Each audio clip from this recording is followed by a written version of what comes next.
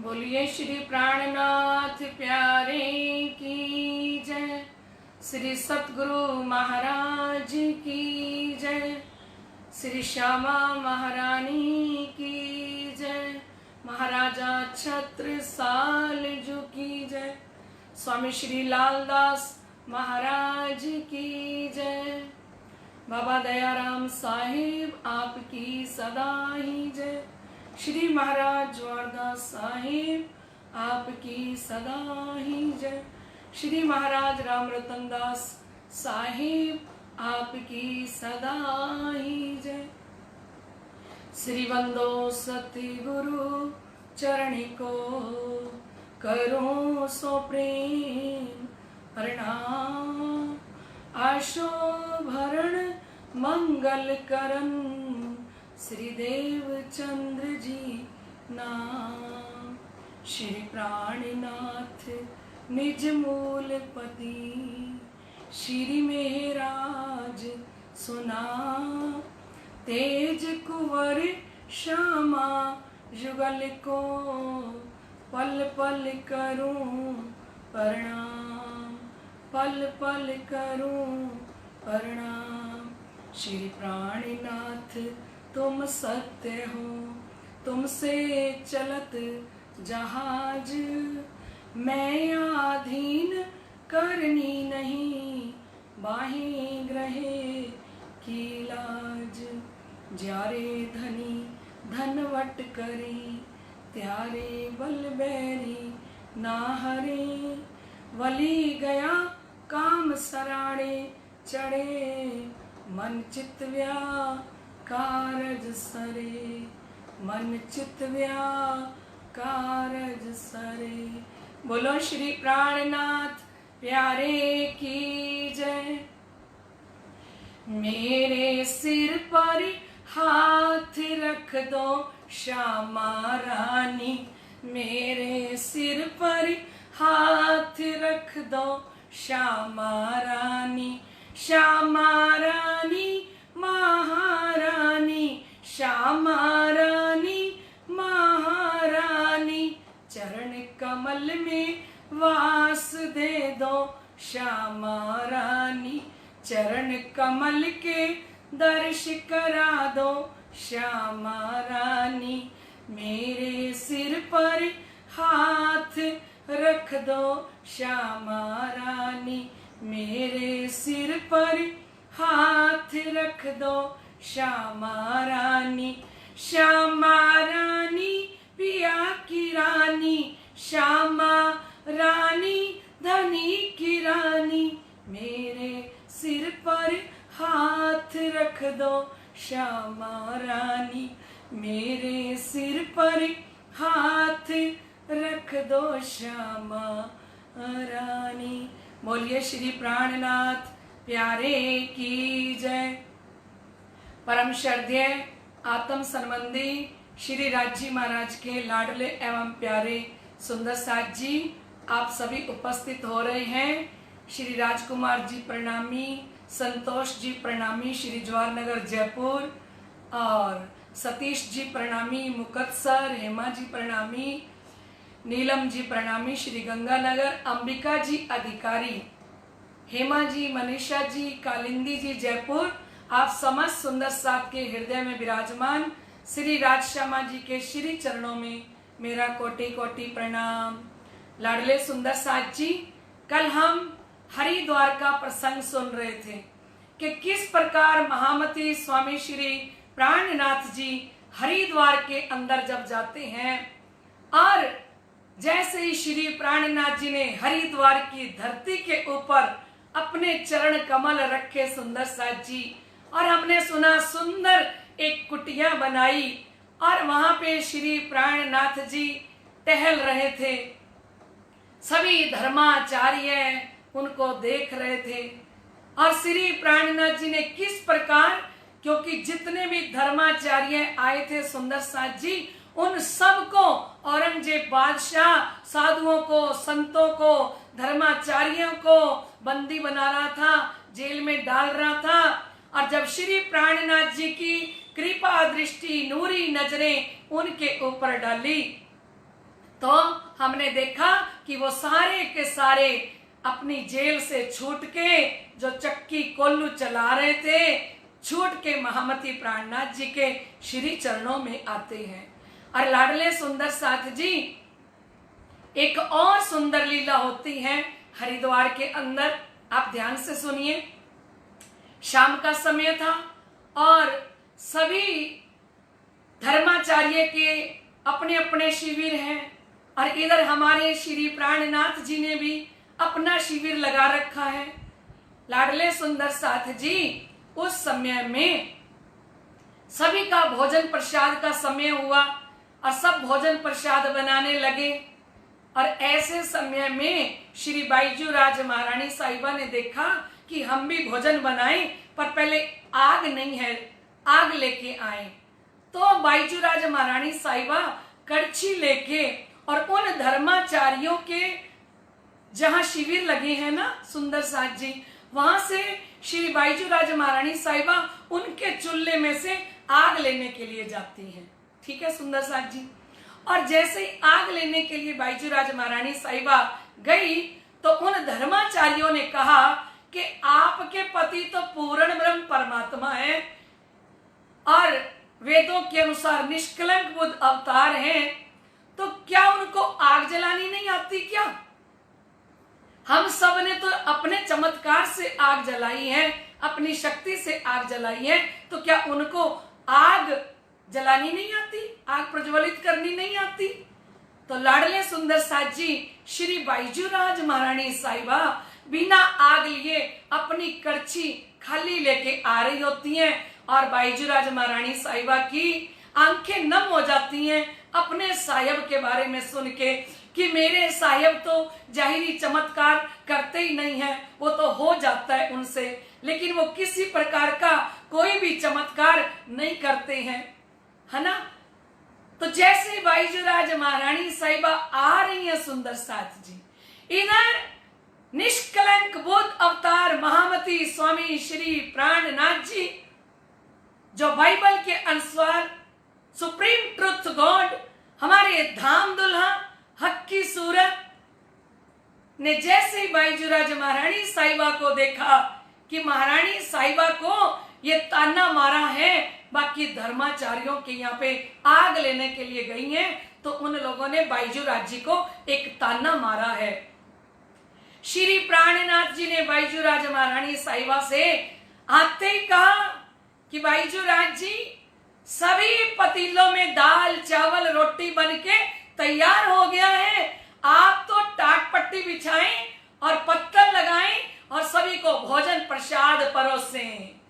लाडले सुंदर साथ जी, सारे धर्माचार्य सामने से देख रहे हैं कि अभी तो इनके यहाँ पे चूल्हा भी नहीं जला था और आग लेने के लिए इनकी महारानी जी आई थी, और अभी ये भोजन कर रहे हैं। श्री प्राणनाथ जी ने समस्त सुंदर साथ को टाट पट्टियों के बैठाया और बैठा के उनके पत्तलों में दाल चावल सब्जी और रोटियां परोसी जा रही हैं, क्योंकि बाईजू राज महारानी साहिबा वापस जब आती हैं, आके देखती हैं तो सारे पतीले भरे पड़े हैं दाल से, चावल से, सब्जी से, और गरम गरम भोजन प्रसाद बनके तैयार हो जाता है। बोलिए श्री प्राणनाथ प्यारे की जय, श्री बाईजू राज महारानी साहिबा की जय। तो लाडले सुंदर साथ जी, ऐसी ऐसी लीला इन धर्माचार्यों ने देखी कि जेल में से सारे साधु संतों को प्राणनाथ जी ने छुड़ा दिया, और इनके यहाँ तो भोजन प्रसाद अपने आप बन के तैयार हो गया। अभी हमारी तो दाल चढ़ी हुई है, चावल उबल रहे हैं, अभी आटा लग रहा है, और इनके यहाँ पे तो सारे के सारे सुंदर साथ भोजन करने के लिए भी बैठ गए। तो श्री प्राणनाथ जी ने एक पल के अंदर ये लीला भी वहां करके दिखा दी।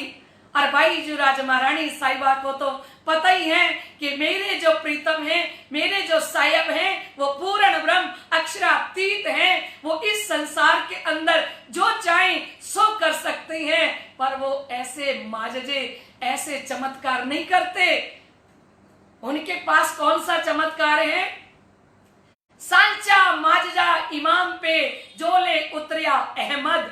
सच्चा चमत्कार है महामती स्वामी श्री प्राणनाथ जी के पास, जो विश्व ब्रह्मांड को एक पूर्ण ब्रह्म परमात्मा के प्रति आस्था जगा सकते हैं, प्रेम दे सकते हैं, विश्वास दे सकते हैं। ऐसे स्वामी श्री प्राणनाथ जी ने एक और लीला कर दी।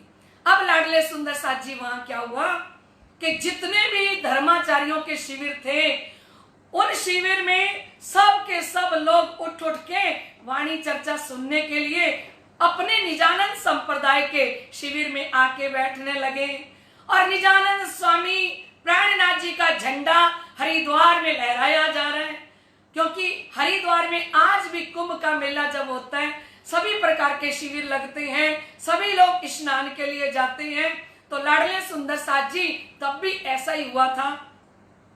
और जैसे ही बाकी धर्माचार्यों ने देखा कि हमारे तो शिविर में हमारे शिष्य दौड़ दौड़ के प्राणनाथ जी की चर्चा सुनने के लिए जा रहे हैं, तो उन सब धर्माचार्यों ने आपस में मीटिंग की और मीटिंग करके कहा कि अपने को उनके पास चलना चाहिए, कि उनके अंदर वो एक दिव्य पुरुष है, उनका दिव्य नूर है और बिना चमत्कार किए चमत्कार होते जा रहे हैं। उन्होंने औरंगजेब बादशाह की फौज को भी देखा कि कैसे पत्थर के बन गया। जिस घोड़े की टांग ऊपर थी वो ऊपर रह गई, जिसकी नीचे थी नीचे रह गई। और औरंगजेब बादशाह का सीन भी देखा कि किस प्रकार से औरंगजेब बादशाह जो कुएं के ऊपर चद्दर बिछा के लोहे जैसी चद्दर हो जाती थी और उस चद्दर पर नमाज अदा करता था, और श्री लालदास जी महाराज ने एक पल में उनको संदेश दिया।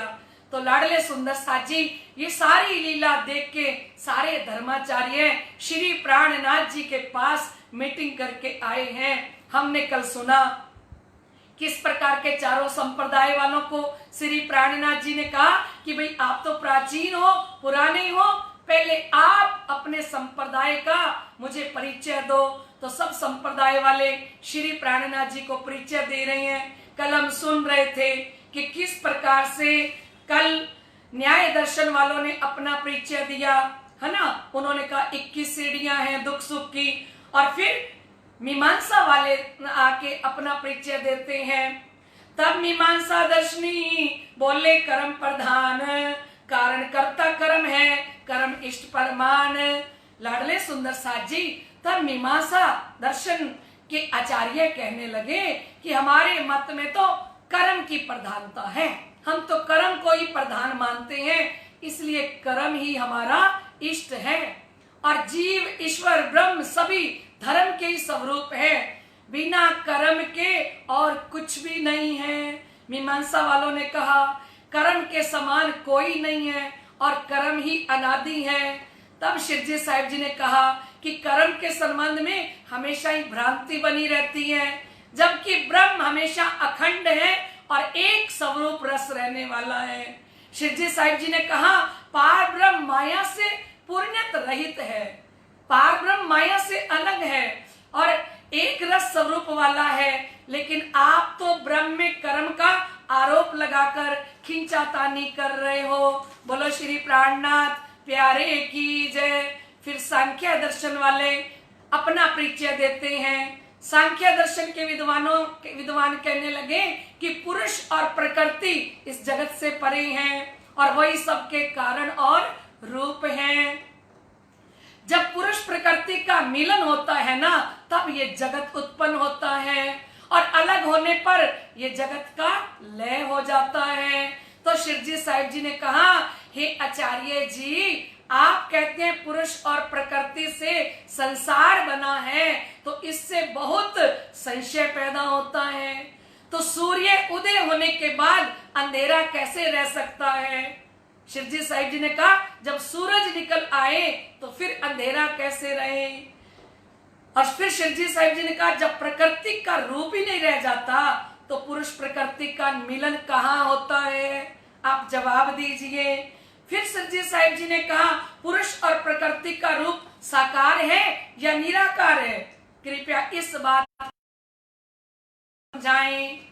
और फिर शिवजी साहिब जी ने कहा, यदि आप अपनी बुद्धि से पुरुष प्रकृति को निराकार कहते हो तो रूप रहित होने से दोनों का मिलन कैसे होता है? जब पुरुष और प्रकृति का कोई रूप ही नहीं है तो उनका मिलन कैसे होता है? इस प्रकार तो दोनों में कोई भेद ही नहीं रहेगा। फिर वो बैठ गए चुपचाप। बोलिए श्री प्राणनाथ प्यारे की जय। फिर वैशेषिक वाले खड़े हुए। वैशेषिक वाले कहने लगे, हमारे मत के अनुसार सृष्टि का मूल कारण काल है और स्वप्न रूपी काल से उत्पन्न होता है। ये स्वप्न रूपी जो संसार है ना, ये काल से उत्पन्न होता है। किसने कहा? वैशेषिक वाले कहने लगे। और काल ही इसको संचालित करता है, ये काल ही सबको विलीन करता है। ब्रह्म का भी ऐसा ही रूप मानना चाहिए। तो फिर शिवजी साहिब जी ने कहा कि आचार्य जी, आप जिस काल को सारी सृष्टि का मूल कहते हो, उस काल को तो वेदों ने नाश हो जाना लिखा है। वेदों के अंदर लिखा है कि काल का तो नाश हो जाएगा। जहां ब्रह्म अखंड है, प्रकाश है, वहां काल का तो कोई अस्तित्व ही नहीं है। श्रुतियों और स्मृति में ऐसा कहा गया है कि ब्रह्म के धाम में काल तो पहुंचता ही नहीं है। बोलिए श्री प्राणनाथ प्यारे की जय। शिवजी ने कहा कि वेदों में ऐसा कहा गया है कि काल के अधीन तो कुछ होता ही नहीं है, वह तो ब्रह्म नहीं है। हे आचार्य जनों, आप तो निराकार कहते हो, आप काल को निराकार कहते हो, तो भ्रांतिवश ब्रह्म का भी वैसा ही स्वरूप मान बैठे हो। तो वो भी चुपचाप बैठ गए। बोलिए श्री प्राणनाथ प्यारे की जय। फिर पतंजलि वाले उठे। उन्होंने खड़े होके कहा, शिवजी साहिब जी, स्वामी जी, हमारा भी आप सुनिए। हमारे योग के 8 अंग हैं, आसन, प्राणायाम, प्रत्याहार, धारणा, यम, नियम, ध्यान, और हम ब्रह्म ज्योति स्वरूप का हम ध्यान करते हैं। किसने कहा? पतंजलि वालों ने कहा। फिर शिवजी ने कहा, ब्रह्म तो सत्यचित आनंद है और संसार असत्य जड़ दुख है, और सूर्य और किरणों में भेद नहीं होता, जबकि माया और ब्रह्म में तो बहुत अंतर है। दोनों एक दूसरे के विपरीत हैं, तो दोनों एक पात्र में कैसे रह सकती हैं? जहाँ ब्रह्म होंगे वहाँ माया नहीं होनी चाहिए, और जहाँ माया होगी वहाँ पे ब्रह्म नहीं होना चाहिए। तो वो भी चुप होके बैठ जाते हैं सुंदर साथ जी। और इसके बाद वेदांत दर्शन वाले शिवजी साहिब जी से कहते हैं, वेदांती खड़े हुए। उन्होंने कहा, अणु ते तुम हस्ती लो जानो, एक ब्रह्म सभी बखानो, इच्छा रहित सबन तो न्यारा, करत करम कछु विचारा। अति सूक्ष्म अणु के समान, अणु से लेकर विशाल हाथी तक एक अद्वितीय ब्रह्म के सबके अंदर विद्यमान है। उन्होंने कहा, चिंटी से लेके हाथी तक सबके अंदर ब्रह्म विद्यमान है। और फिर शिवजी साहिब जी ने कहा कि भाई, हे आचार्यों, आप मुझे इस बात का भेद समझाइए कि जिस ब्रह्म के अंदर माया तीनों काल में प्रवेश नहीं कर सकती, तो उससे आप किस प्रकार से ब्रह्म के अंदर विद्यमान कह रहे हो, तथा माया के अंदर किस प्रकार सर्वत्र व्यापक कह रहे हो, है ना? पुण्य आप माया को अनादि भी कहते हो, और किस प्रकार से अनादि है, कृपया आप ये भेद समझाएं। तो शिवजी साहिब जी के इस प्रश्न का उत्तर भी उनको नहीं आता। वेदांत के सेवाद बहु भया जो मेला माई, कहा लोकों बनाए के देखो वो तो जाए। स्वामी श्री लालदास जी महाराज फरमाते हैं कि इस प्रकार वेदांत के आचार्यों से उस कुंभ के मेले में बहुत अधिक वाद विवाद हुआ। शब्दों में कितना वर्णन करूं। जो प्रत्यक्ष रूप से अपनी आंखों से देख रहे थे, उस आनंद को सच में वही जान सके, दूसरा कोई नहीं जान सकता। शिवजी साहिब जी ने कहा, कोई कहता है सब कुछ ब्रह्म है, कोई कहे सब ब्रह्म है, तब तो अज्ञान कछुए नाई, तो शट शास्त्र भय काहे को, मोय ऐसी आवत मन माई। शिवजी साहिब जी ने कहा, जब सब कुछ ब्रह्म रूप है, सारा जगत ही ब्रह्ममयी है, तब तो किसी के अंदर अज्ञानता होनी ही नहीं चाहिए। और मेरे मन में ऐसा आता है कि जब सभी कुछ ब्रह्म ही ब्रह्म है तो शास्त्रों का ज्ञान किसके लिए बनाया गया। ए सबे खट दर्शनी खट शास्त्र आचार्य होए, न्यारे न्यारे मत सवे सुने श्री राज ने सोए। सिरजी साहिब जी ने सारे धर्माचार्यों का मत परिचय सुना, कौन शास्त्र में कहा कही सो हमें, तब सब मत मार्ग ने मिलके सिरजी सो कई विख्यात, अपने मत हम सब कहे अब आप कहो विख्यात। अब सभी धर्माचार्यों ने मिलके कहा श्री प्राणनाथ जी से कि हमने तो अपने मत बता दिए, अब आप अपना बताओ कौन शास्त्र में कहा कही, कौन से शास्त्र के अंदर कहा आपकी साक्षी लिखी हुई है। आप हमें साक्षी देकर बताने का कष्ट करें कि आपकी ये बात किस शास्त्र में कहां पर कही गई है। ऐसा लगता है कि आपका मार्ग तो कुछ नया है। यदि ऐसा तो आप हमें अच्छी तरह से बताने का कष्ट करें। बोलिए श्री प्राणनाथ प्यारे की जय, धाम के धनी की जय। लाडले सुंदर साथ जी, अब श्री जी का जवाब आ रहा है। श्री जी का जवाब, कही व्यास हरिवंश में देखो संत विचार, जन्मे जे राजा प्रते सुनो विरोध तजसार। अब सिरजी साहिब जी समस्त धर्माचार्यों के बीच में खड़े हुए।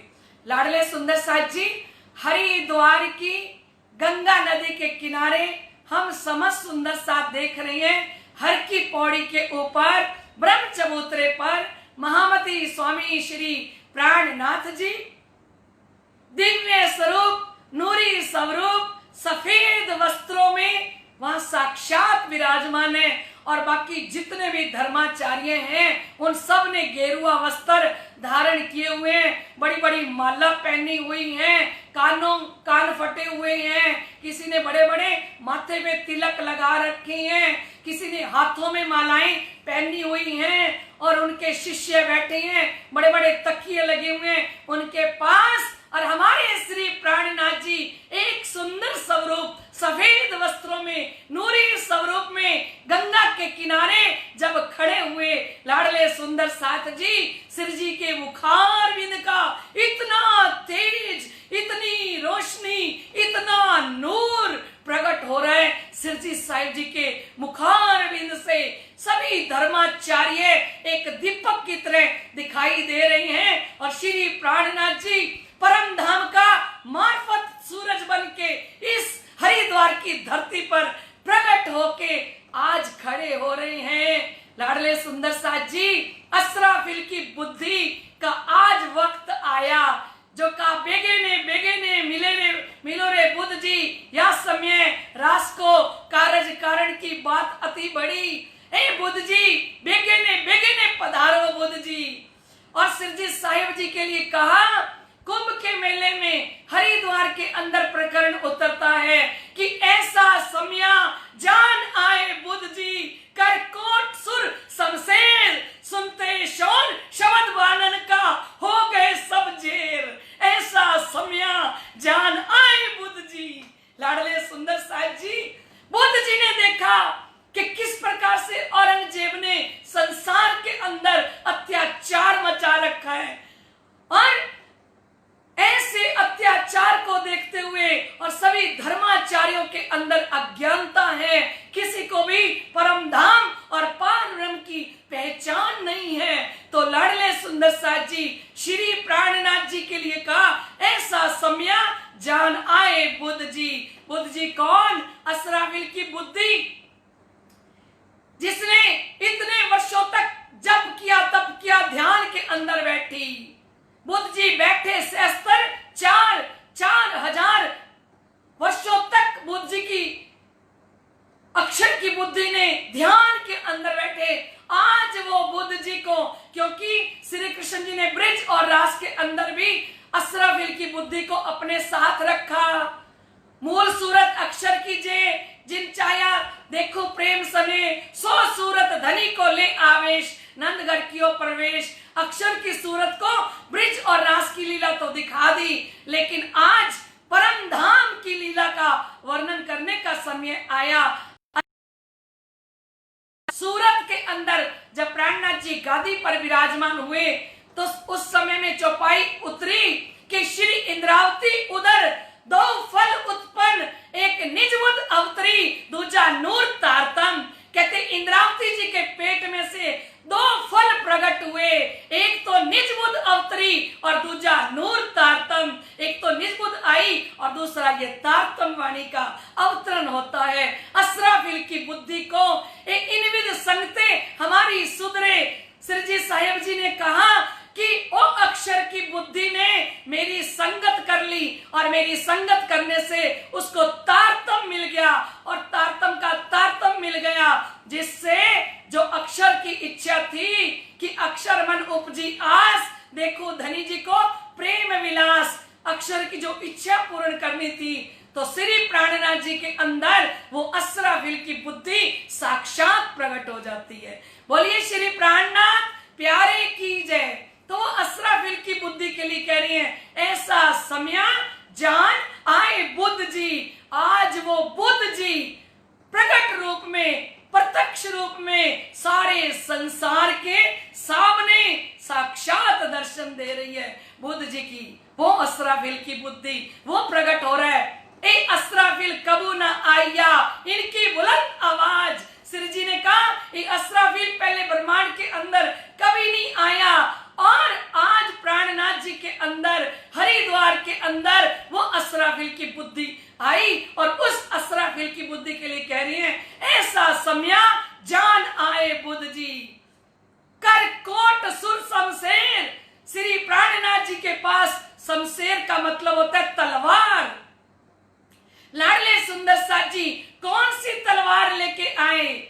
शास्त्रों में लिखा था कि वो सफेद घोड़े के ऊपर विराजमान होके आएंगे और उनके हाथ में 18 हाथ की तलवार होगी। जब बुद्ध जी आएंगे संसार के अंदर तो लाडले सुंदर साथ जी वो सफेद घोड़ा है असराफिल की बुद्धि, और असराफिल की बुद्धि के ऊपर निष्कलंक बुद्ध अवतार महामती स्वामी श्री प्राणनाथ जी 18,758 तारतम रूपी तलवार लेके आए हैं ब्रह्मांड के अंदर, जिससे सारे धर्माचार्यों के साथ शास्त्रार्थ करेंगे। और अब किया कर कोट सुर शमशेर सुनते शोर शब्द बानन का। जब महामती प्राणनाथ जी के मुखारविंद से वो वचन परम धाम के निकलेंगे, अखंड परम धाम की वाणी निकलेगी और परम धाम का परिचय, अपने सदगुरु का परिचय और अपना जमुना जी का परिचय, अपना जप, अपना इष्ट देवी सब बताएंगे तो सुनते शोर शब्द बानन का हो गए सब जेर। सारे के सारे धर्माचार्य महामती स्वामी श्री प्राणनाथ जी के सामने पराजित हो जाएंगे। बोला श्री प्राणनाथ प्यारे की जय। लाडले सुंदर साथ जी आज वो गंगा मैया धन्य धन्य हो गई, आज हरिद्वार की धरती धन्य धन्य हो गई। पता नहीं कितने साष्टांग दंडवत प्रणाम हृदय से गंगा मैया ने श्री जी के चरणों में किए होंगे, क्योंकि उनको तो पता है ये कौन आए हैं, ये पार ब्रह्म निष्कलंक बुद्ध अवतार आए हैं। लाडले सुंदर साथ जी इस समय में श्री जी साहेब जी जब हर की पौड़ी ब्रह्म चबूतरे पर अब खड़े हुए हैं अपनी पहचान देने के लिए, तो श्री जी साहेब जी ने कहा, श्री जी कहते हैं कि हे संत जनों आप विरोध छोड़कर शांति पूर्वक मेरी बात सुने।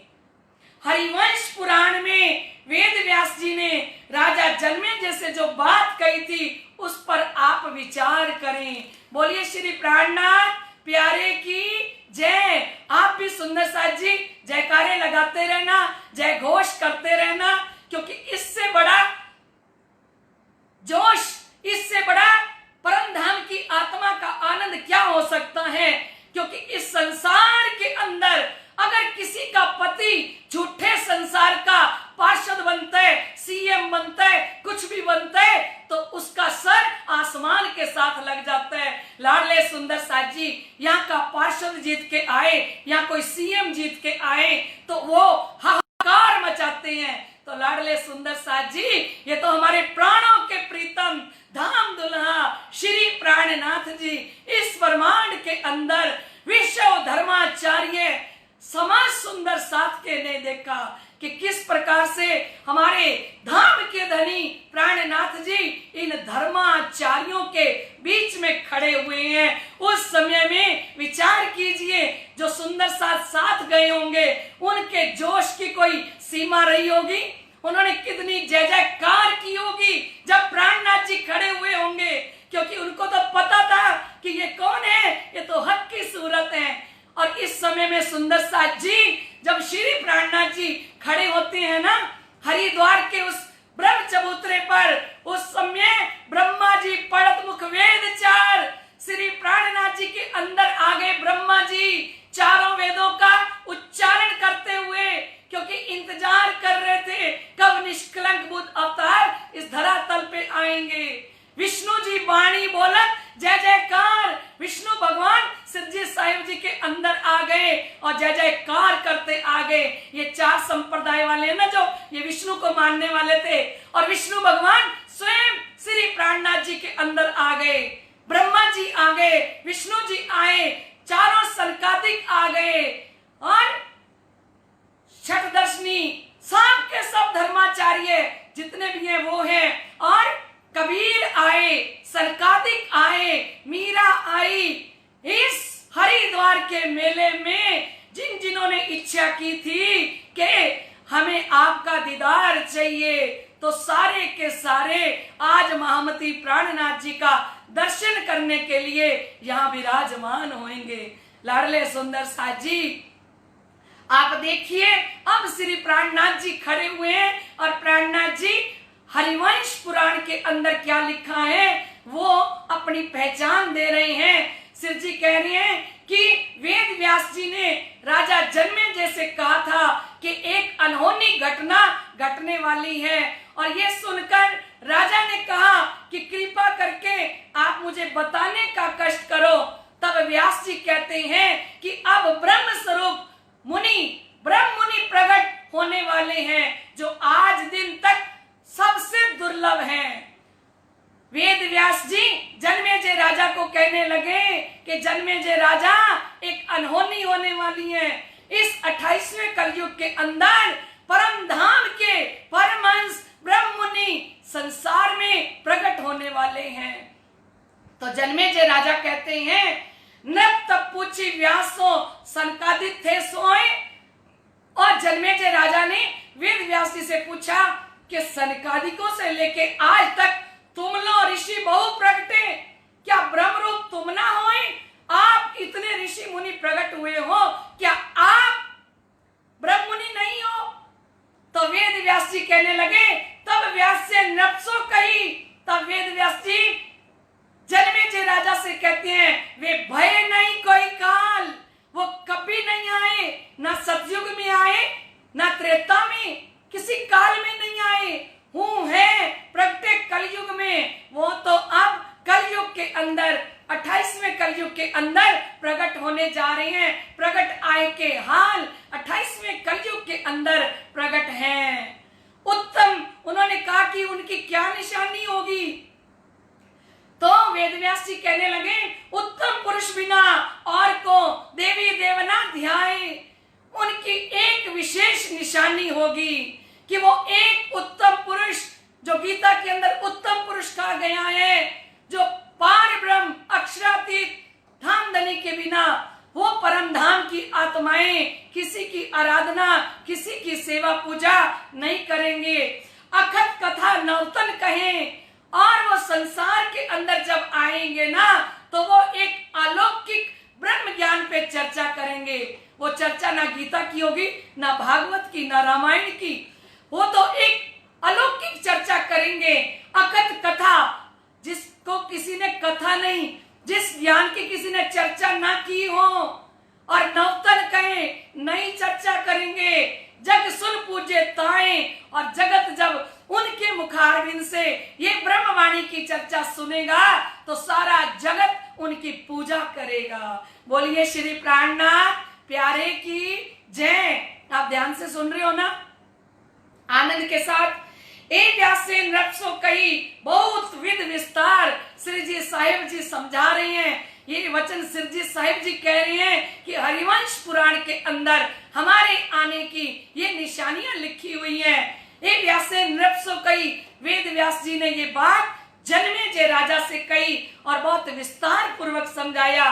तिनकी साक्ष जो देत हूं, देखो संत विचार, उनकी साक्षी दे रही हैं कि ए संत जनों आप इस पर विचार करो।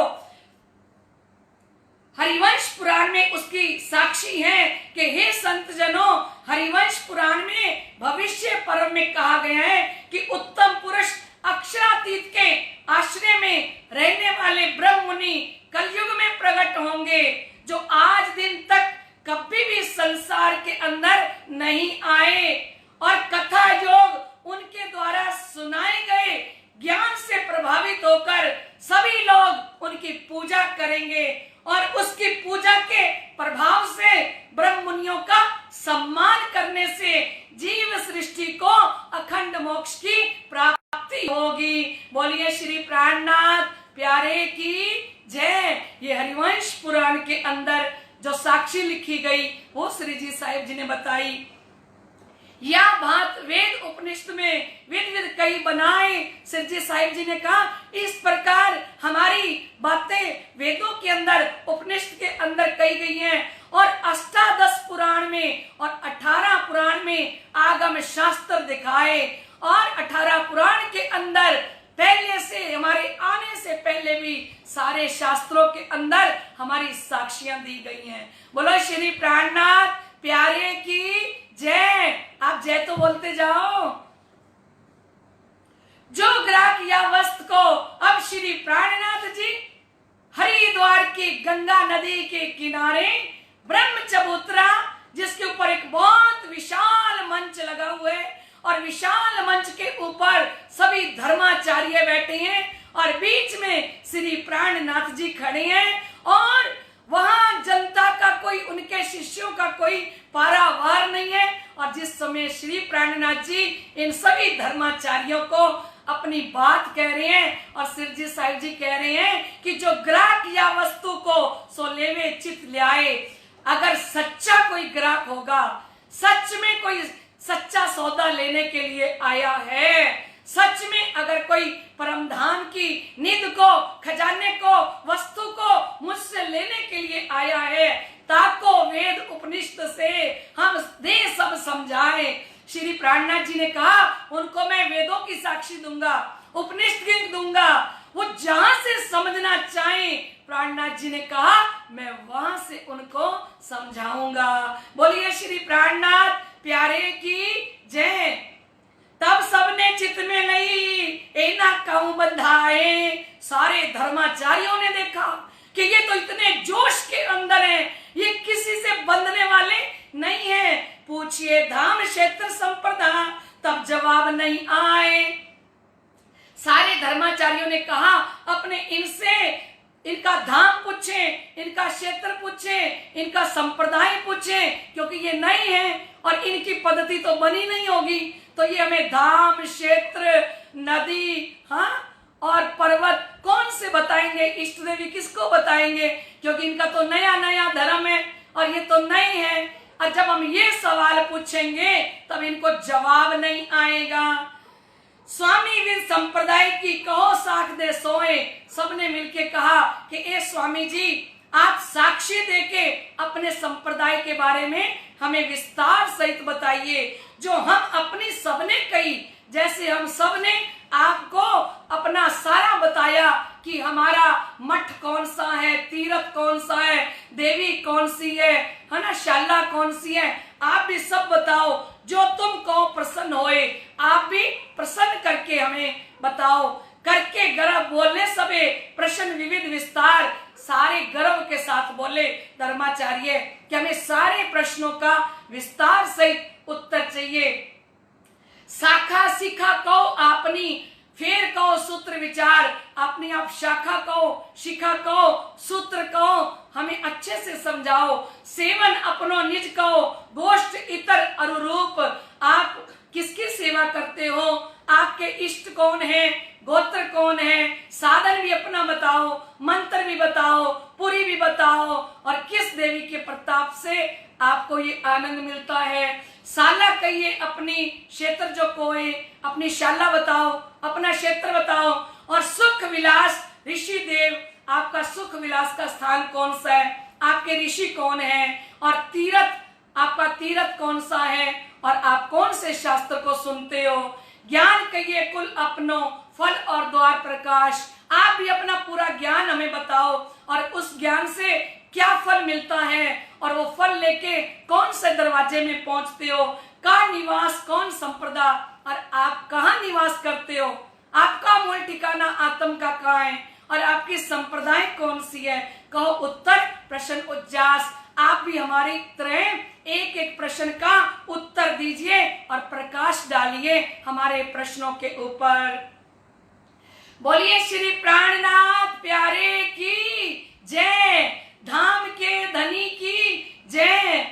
कृपा दृष्ट बोले तबे, सुनो साध सब कोई, प्रश्न प्रश्न को उत्तर तुमको दे हम सोए। बोलो श्री प्राणनाथ प्यारे की जय। लाडले सुंदर साथ जी, कृपा दृष्ट बोले तभी, कृपा के सागर, मेहर के सागर स्वामी श्री लालदास जी महाराज फरमा रहे हैं कि मेहरों के सागर, कृपा के सागर तब बोले कि सुनो साध सब कोई, हे साधु संतों आप सुनो, प्रश्न प्रश्न को उत्तर तुमको दे हम सोए। आपके सभी प्रश्नों का उत्तर हम देंगे। अकत भेद अद्भुत ए चित दे सुनो तुम सब, जो मैं कह रहा हूँ वो अद्भुत ज्ञान है, और आज दिन तक संसार में कहा नहीं गया है ना। इसलिए हे संत जनों, आप सभी एकाग्रचित होके इसे श्रवण कीजिए तथा अपने हृदय में इस पर विचार कीजिए। अपने मन में किसी प्रकार का दोष अपनी दृष्टि में ना रखें। श्रुति स्मृति की साख दे को तुम्हें समझाए, ग्राहको चित दे सुनो तो कलयुग भरम जाए। मैं श्रुति के द्वारा साक्षी देके समझाऊंगा, और जो इस वस्तु का ग्राहक हो और उसके अंदर से ये ब्रह्म ज्ञान सुन के अज्ञानता रूपी संशय सारे मिट जाएंगे। बोलो श्री प्राणनाथ प्यारे की जय। श्री निजानंद संप्रदाय की पद्धति, सतगुरु ब्रह्मानंद है, सूत्र अक्षर रूप। लाडले सुंदर साथ जी, अब अपनी पद्धति शुरू हो रही है। श्री जी साहिब जी कह रहे हैं वो सतगुरु ब्रह्मानंद हैं, हमारे सतगुरु श्री श्यामा जी महारानी, जो पूर्ण ब्रह्म परमात्मा श्री कृष्ण जी का आनंद स्वरूप है, वो हमारे सतगुरु हैं। क्योंकि श्री जी साहिब जी को सुंदर साथ जी जगत की बात नहीं कहनी ना, कहाँ की बात कहनी है कि हमारे सतगुरु कौन है, सतगुरु ब्रह्मानंद, जो पूर्ण ब्रह्म परमात्मा का आनंद है, वो श्यामा जी महारानी हमारी सतगुरु है। सूत्र है अक्षर रूप, और अक्षर ब्रह्म सूत्र रूप है। शिखा सदा इनसे परे, अक्षर से परे, अक्षरातीत पार ब्रह्म जो चिदगन वाला स्वरूप है, वह हमारी शिखा है। चेतन चित जो अनूप। और श्री साहिब जी अपनी पद्धति को इस तरह से बताएंगे सुंदर साथ जी, ताकि कोई भी धर्माचार्य उन्हें ये ना कह सके कि ये बात तो आपने जगत की कही है। सेवन है पुरुषोत्तम, गोत्र चिदानंद जान, परम किशोरी इष्ट है, पतिव्रता साधन मान। श्री जी साहिब जी ने कहा उत्तम पुरुष अक्षरातीत हमारे आराध्य हैं, हमारा गोत्र चिदानंद है, किशोर स्वरूप वाली श्यामा जी महारानी हमारी इष्ट देवी हैं, और अनन्य प्रेम लक्षणा भक्ति पतिव्रता साधन के द्वारा हम पार ब्रह्म की प्राप्ति करते हैं। बोलिए श्री प्राणनाथ प्यारे की जय। श्री जुगल किशोर को जाप है, मंत्र तारतम सोए, ब्रह्म विद्या देवी सही, पूरी नौतन मम जोए। हम पार ब्रह्म जुगल स्वरूप श्री राज श्यामा जी का जप करते हैं। हमारा मंत्र तारतम है, और ब्रह्म विद्या को हम देवी मानते हैं तथा इस संसार में हमारी पूरी नवतनपुरी है। बोलिए श्री प्राणनाथ प्यारे की जय। 7800 पक्ष शाखा सही साला है गोलोक, सतगुरु चरण को क्षेत्र है जहाँ जाए सब शोक। 108 पक्ष की शाखा है और हमारी शाला गोलोक है। सतगुरु रूप पार ब्रह्म के चरण कमल ही हमारा क्षेत्र है, जिनका ध्यान करने से सारे दुख समाप्त हो जाते हैं। बोलिए श्री प्राणनाथ प्यारे की जय। और इस नवदा भक्ति का पालन सत्य रज तम के भावों से होता है, इसलिए इसके 27 भेद हैं। 9 को 3 से गुना करेंगे तो 27 हो जाएंगे, क्योंकि सतोगुण रजोगुण और तमोगुण और 9 प्रकार की भक्ति के साथ इसका हम गुना करते हैं तो 27 हो जाते हैं। और पुण्य पुष्ट मर्याद और प्रवाह से इसको 27 को फिर 3 से गुना करेंगे तो ये 81 भेद हो जाते हैं, क्योंकि पुष्ट मर्याद प्रवाह 3 प्रकार की भक्ति करने वाले होते हैं। एक पुष्टता के साथ करते हैं कि पक्का नियम निभाना, और एक मर्यादा के साथ करते हैं कि हमें मंदिर जाना है तो भाई नियम से जाना है, और एक प्रवाह के साथ रहते हैं, कभी गए भी तक सुनने और कभी नहीं गए। तो ये 3 प्रकार के हैं। तो इनके अंदर 27 को फिर 3 के साथ गुना कर देते हैं तो लाडले सुंदर साथ जी ये 81 हो जाते हैं। और 82वां पक्ष हमारा वल्लभाचार्य संप्रदाय जी का है, जो अखंड गोलोक का ज्ञान देते हैं। और 83वां पक्ष कबीर जी का है, जो पंच वासनाओं में अपना स्थान रखते हैं, जो बेहद मंडल का ज्ञान देते हैं। और इसके परे 25 पक्ष, ये सभी मिलकर हमारे 108 पक्ष हैं। इस प्रकार से सिरजी साहिब जी ने सबको समझाया। सुख विलास माय नित्य वृंदावन, ऋषि माँ विष्णु है जोए, वेद हमारो स्वसम है, तीरथ यमुना सोए। सुख विलास का स्थान हमारा नित्य वृंदावन है, महाविष्णु हमारे ऋषि हैं, वेद हमारा स्वसम वेद है, और परम धाम की जमुना जी हमारा तीर्थ है, ताकि ये पकड़ ना सके। क्योंकि कावेरी कहा किसी ने गंगा कहा तो 14 लोक ब्रह्मांड की बात करी, और श्री प्राणनाथ जी ने कहा अक्षर और परम धाम के बीच में बहने वाली हमारी जमुना जी नदी है, और वो जमुना जी हमारा तीर्थ है। बोलिए श्री प्राणनाथ प्यारे की जय। शास्त्र श्रवण श्री भागवत, बुद्ध जागृत को ज्ञान, कुल मूल हमारो आनंद है, फल नित्य विहार परमाण। श्रीमद् भागवत हमारा शास्त्र है, जिसमें अखंड ब्रज रास और लीलाओं का वर्णन किया गया है। हम जागृत बुद्धि के ज्ञान तारतम वाणी को मानते हैं, स्वप्न की बुद्धि के ज्ञान को नहीं मानते। हमारा कुल पार ब्रह्म के आनंद स्वरूप श्री श्यामा जी महारानी के हम अंग हैं। सिर तारतम ज्ञान को ग्रहण करके फल श्री परम धाम और नित्य अखंड लीला नित्य विहार है। हमारा फल कौन सा है? अखंड श्री परम धाम। दिव्य ब्रह्मपुर धाम है, घर अक्षरातीत निवास, निजानंद संप्रदा ए उत्तर प्रश्न प्रकाश।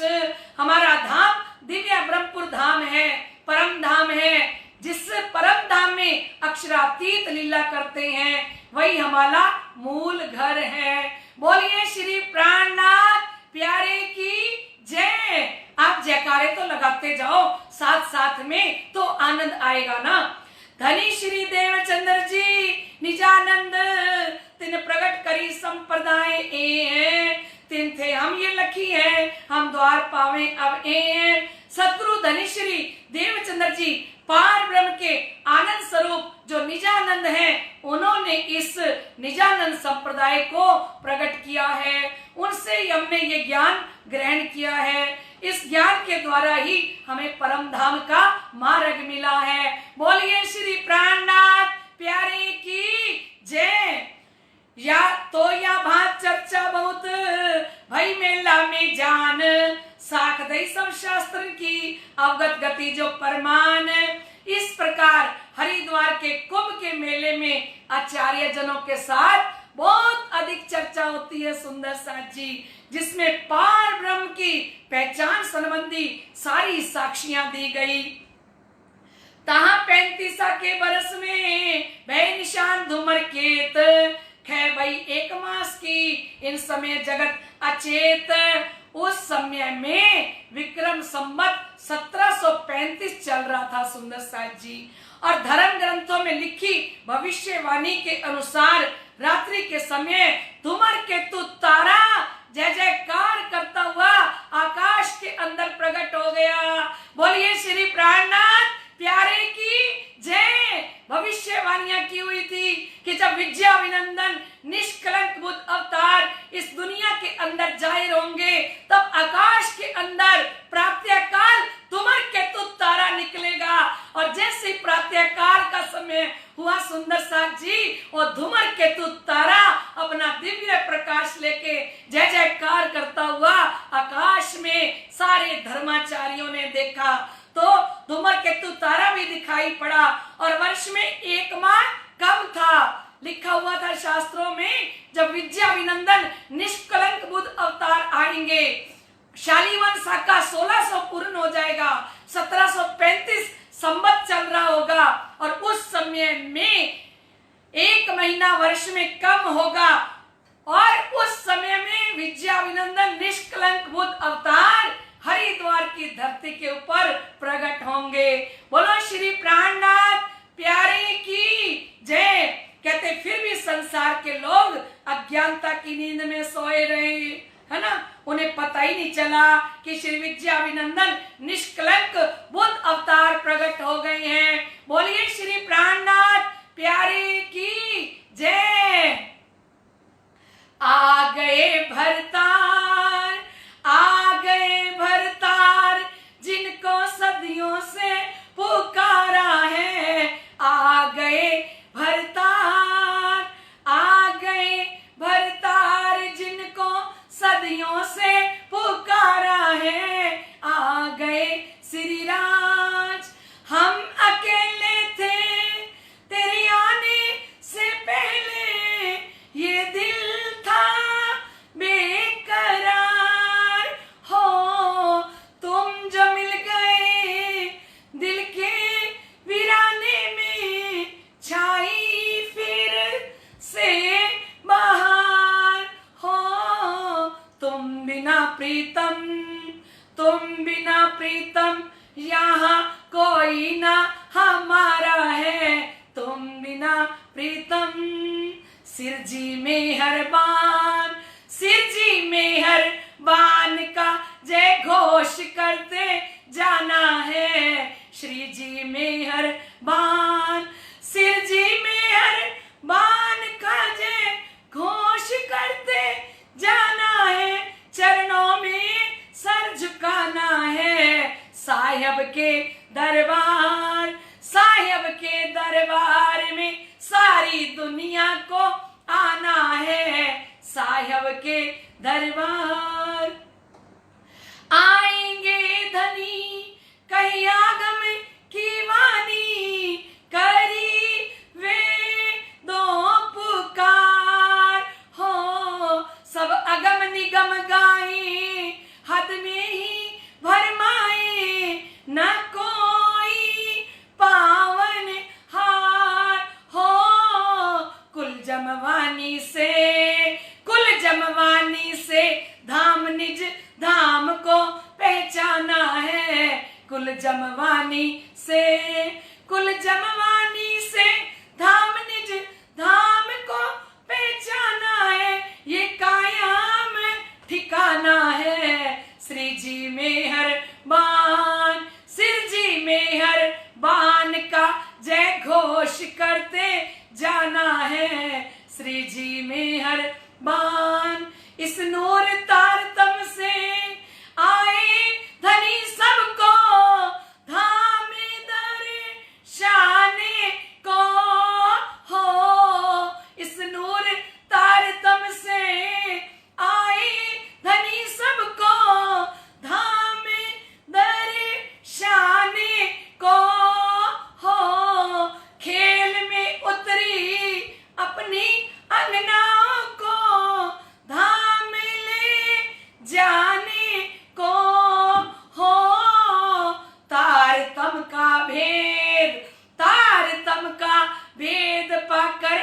तारतम को जगाना है, तारतम का भेद। प्राणनाथ प्यारे की जय हो, निष्कलंक बुद्ध अवतार की जय हो, श्री प्राणनाथ प्यारे की जय हो, निजानंद संप्रदाय की जय हो, श्री कृष्ण प्रणामी धर्म की जय हो।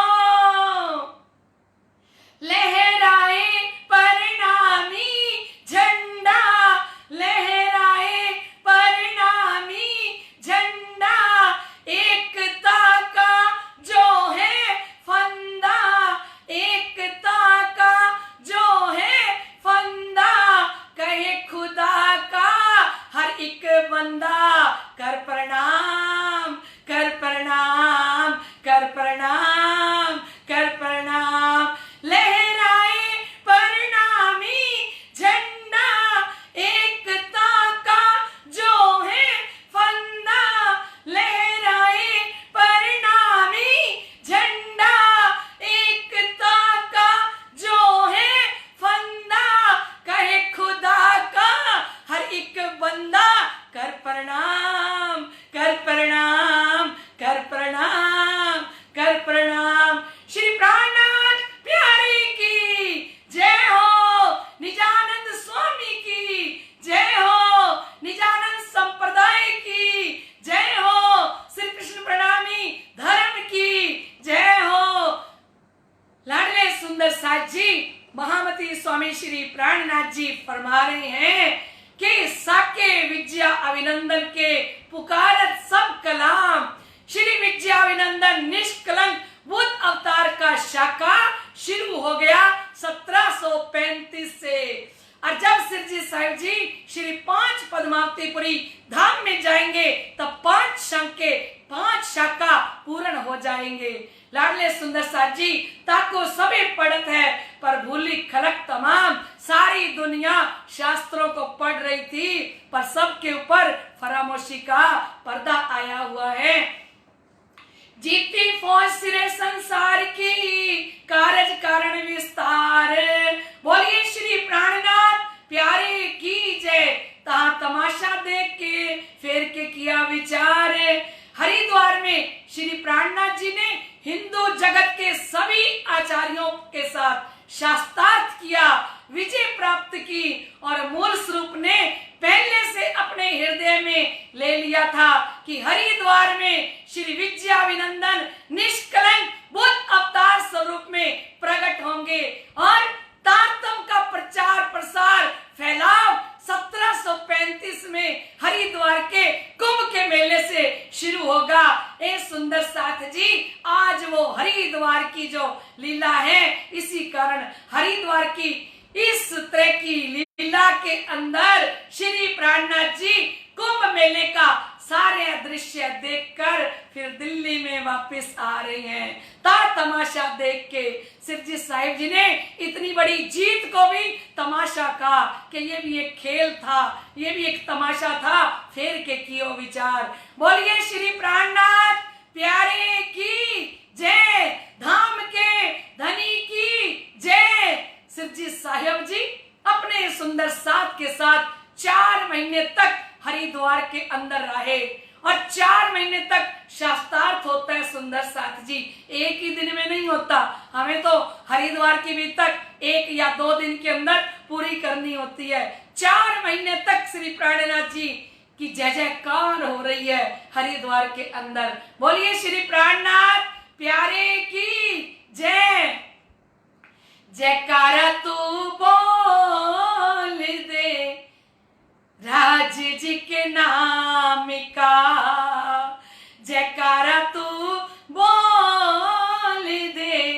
जब सुंदर साथ हरिद्वार से वापस आ रहे होंगे श्री प्राणनाथ जी को पालकी में बैठा के, तो लाडले सुंदर साथ जी कैसी जय जयकार करते हुए आ रहे होंगे, क्योंकि समय सुंदर साथ को पता लगा कि हमारे श्री प्राणनाथ जी आज विद्या अभिनंदन निष्कलंक बुद्ध अवतार के स्वरूप में जाहिर हो गए और सारे धर्माचार्यों ने मिलके स्वामी श्री जी को मंच के ऊपर बैठा के और लाडले सुंदर साथ जी सबने आरती उतारी। भई नहीं रे नवखंड आरती, श्री विद्याविनंदन बुद्ध जी की आरती, प्रेम मगन होए उतारती, सखी आप या परवारती। भई नहीं रे नवखंड आरती, ये आरती हरिद्वार के अंदर गंगा के किनारे आज भी जो उतर रही है, लोगों को पता नहीं है, पर लाडले सुंदर साथ जी ये आरती गंगा के किनारे संध्या के टाइम होने वाली आज भी वही आरती श्री विद्याविनंदन निष्कलंक बुद्ध अवतार की आरती 400 वर्षों से उतारी जा रही है। बोलिए श्री प्राणनाथ प्यारे की जय, धाम के धनी की जय। जयकारा जयकारा जयकारा सानू लगे प्यारा, जयकारा जयकारा जयकारा सानू लगे प्यारा, पिया दा जयकारा लगे प्यारा, शिव जी दा जयकारा लगे प्यारा, प्राणनाथ प्यारा लगे प्यारा, जयकारा जयकारा जयकारा सानू लगे प्यारा। बोलिए श्री प्राणनाथ प्यारे की जय। आइए लाडले सुंदर साथ जी, अब धाम के धनी श्री प्राणनाथ जी दाऊद पांडे की हवेली में सुंदर साथ को छोड़ के गए थे, तो हरिद्वार से आके वापस मिलते हैं और यहाँ सेवा में गरीबदास जी रहते हैं, समझ सुंदर साथ की सेवा करते हैं और उनको खिताब दीवान जी का मिला है। और इस समय ए लालदास को हुआ था हुक्म, इस वास्ते आगे को रखता था कदम श्री लालदास जी को और भीम भाई को औरंगजेब बादशाह के पास पैगाम देने का जो हुक्म किया था उसको एक बार स्थगित कर दिया गया और अब फिर से औरंगजेब बादशाह को संदेश पहुंचाने के लिए हर काम के लिए श्री लालदास जी महाराज हमेशा आगे रहते हैं। बोलिए श्री प्राणनाथ प्यारे की जय। फिर श्री राज आए दिल्ली, आए मिले सब साथ, मास 4 इत भय, फिर साथ के पकड़े हाथ। तो कहते 4 महीने के बाद सिरजी साहब जी दिल्ली में आए, जो सुंदर साथ को छोड़ के गए थे उनसे आके मिलते हैं और फिर यह विचार करते हैं कि अपने लड़े छड़े होके ये काम करें। और एक अनूप शहर के अंदर, तब अनूप शहर को सब साथ को ले चले, सिरजी साहब जी अनूप शहर के अंदर महिला मंडल सुंदर साथ को लेके जाते हैं और वहां एक हवेली लेके समझ सुंदर साथ को वहां छोड़ते हैं। और उस समय अनूप शहर का चौधरी एक पाठक था, वे भी 2 दिन प्राणनाथ जी के दर्शन करने के लिए आता है और उनसे भी आध्यात्मिक ज्ञान के ऊपर सिरजी साहब जी चर्चा करते हैं। और इसके बाद सेती पातिलिक बिहारी जी ऊपर एक शख्स चलाया सारी दे खबर। अब यहाँ से श्री प्राणनाथ जी एक पत्र गुरुपुत्र बिहारी जी की तरफ भेजते हैं। यहाँ फिर से चले आए लाल दरवाजे, एक पत्र लिखा श्री प्राणनाथ जी ने गुरुपुत्र बिहारी जी की तरफ श्री 5 नौतनपुरी धाम में, और एक शख्स एक सुंदर साथ को भेजा। फिर यहाँ से लाल दरवाजे में आए, फिर वहां बैठ के विचार करते हैं और आशाजीत वकील को बुलाया। और आशाजीत वकील कहता है कि वो तो हिंदुओं का मुख भी नहीं देखना चाहता। और श्री प्राणनाथ जी जब नबी और नारायण की आपस में इनकी एक सनंद उतरी है, सनंद ग्रंथ के अंदर, उसकी जब बात करते हैं ना सुंदर साथ जी, तो उनको लगता है हिंदुओं की तरफ की कछु न रही ठोर, इनमें तक कछु न रहा, बड़ा होता है जोर। वे कहने लगा कि इस पत्र में हिंदू पक्ष की तो कोई गरिमा ही नहीं रह गई है ना, ये तो अनुचित हो रहा है। इस्लाम धर्म की इतनी अधिक महत्ता और हमारे हिंदू धर्म में कुछ भी नहीं रह गया। आपके अनुसार आप तो इस्लाम की प्रशंसा कर रहे हो। और वो कहने लगा कि मैं देखा तो तुमको बिना सिर के आदमी, कानों तो सुने थे तुमको देखे इन जिमी। वो कहने लगा कि आप लोग मुझे बिना सिर वाले आदमी के रूप में दिखाई पड़ रहे हो। पहले तो मैंने कानों से सुना था केवल, किंतु आज आप लोगों को मैं प्रत्यक्ष रूप में देख रहा हूँ, जिसका अर्थ है कि मरने के लिए हमेशा तैयार रहना या मृत्यु का भय से सदा बेडर बेधड़क होके ये मोमिन मर मिटने के लिए तैयार है। आशाजीत ने कहा अब तक तो मैं सोच रहा था, पर आज आपको देख लिया कि बिना सिर के आदमी कैसे होते हैं, जिसको अपनी मान की, प्रतिष्ठा की, बड़ाई की, अपनी मैं खुदी की बिल्कुल भी परवाह नहीं, हिंदू होते हुए और मुसलमानों के साथ आप युद्ध लड़ने के लिए जा रहे हो। तब विचार करके छोड़ दिया इनको। सिरजी साहिब जी ने देखा कि इसके अंदर कोई विश्वास नहीं है, विचार अपने साथ में करे आपस में। श्री प्राणनाथ जी ने आशाजीत वकील को छोड़ दिया और अपने सुंदर साथ के बीच में विचार करने लगे और कहने लगे कि पता करो इसका नजदीक की कौन है, औरंगजेब बादशाह का करीबी कोई ढूंढो, वो कौन है, और उनको ढूंढ के फिर अपने बात करें। फिर पता लगा कि शेख सलेमान है, वो उसका करीबी है, और वो शेख सलेमान सिरजी साहिब जी से 2 बार मिल चुका था, पर वो जाहिरी चमत्कार चाहता था कि लोहे को सोना बना दें, है ना। तो इसके बाद उनको एक फकीर की बात मोमिनों ने जाके समझाई कि वो फकीर कैसे हैं, तुम्हारे दिल के बीच में जेता कोई मनोरथ सो सारे तुम्हारे पूरे करत करे अरथ। लालदास महाराज जी ने कहा आपके मन के अंदर जितने मनोरथ होंगे वो ऐसे फकीर हैं स्वामी श्री प्राणनाथ जी, आखिरी इमाम मेहंदी, तुम्हारे सारे मन के मनोरथ पूर्ण कर देंगे। एक दिन सब होमी भाग्य सबको विरोध, वो तो एक दिन इस्लाम की स्थापना करेंगे, ये विरोध सारा खत्म करेंगे।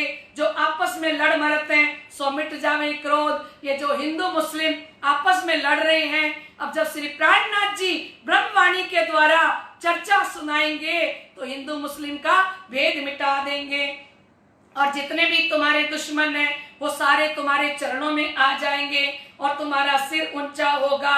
और जितने भी कोई लोहे को सोना बनाने वाले जादूगर हैं वो भी तुम्हारे अधीन हो जाएंगे, और सुल्तान का डर किसी को भी नहीं रहेगा। जब ये बात लिख दी तब डरा शेख सलेमान, ये लिख के दे दिया लालदास महाराज जी ने कि आप डरो मत, तुमको खुदा करे रसूल का दीदार इत। आपको वो फकीर चाहे ना तो खुदा का यहीं पे साक्षात्कार करा सकता है, वो ऐसा फकीर है। जब ये बात लिख के दी तब इसकी पातशाही कौन करे सुल्तान, तो उन्होंने पूछा शेख सलेमान ने कि आप ये बताओ फिर यहाँ की पातशाही कौन करेगा। तब जवाब इनको दिया इन फकीर की पातशाही। उन्होंने कहा पातशाही तो इसी फकीर की है, हक के दई दीन की जाहिर की ना दिखाई।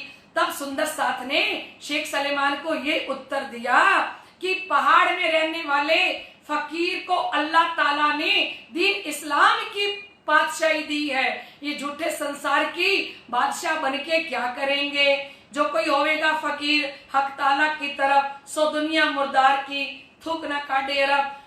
अल्लाह ताला के इश्क करने वाले जितने भी फकीर होंगे ना वो इस झूठी नाचीज दुनिया को कुछ भी नहीं समझेंगे, और वे इसके बारे में एक शब्द पर भी बात करना पसंद नहीं करेंगे। उनको ये झूठा साम्राज्य, झूठा राज्य, झूठा पद नहीं चाहिए। ये बात सुन के दहशत भई दिल में, ये बात बड़ी मुजरक, क्या मालूम होए मुझसे। ये बातें लालदास जी जोश में कर रहे थे और शेख सलेमान तो डरने लगा। उन्होंने कहा ये बातें तो बहुत बड़ी हैं, मुझे तो इसके बारे में कुछ भी मालूम नहीं है, किसी बात पर बादशाह रुष्ट हो गया तो हमारा क्या होगा।